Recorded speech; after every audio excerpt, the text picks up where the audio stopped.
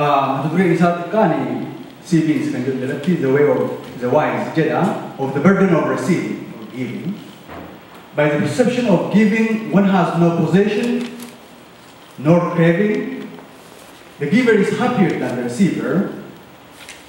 Who owes much to all sentient beings? Isn't this the way of the wise? Or to escape from ourselves? The clock tickling only in time, but standing still, we try to run away from things, ultimately to escape from ourselves, but in vain.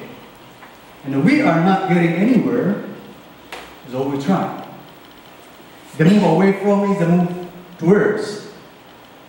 Or is there a bolt loose somewhere that our gut leaks dry?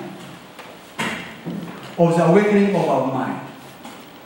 Let us open our eyes inward as if developing the awakening of our mind to dissolve harsh attitude, to be cruel and unreasonable.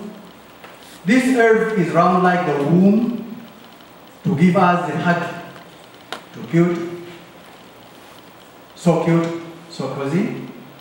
From early on in the primitive to our end, it deserved kindness and communion, love and care to generate seeds of infinite joy.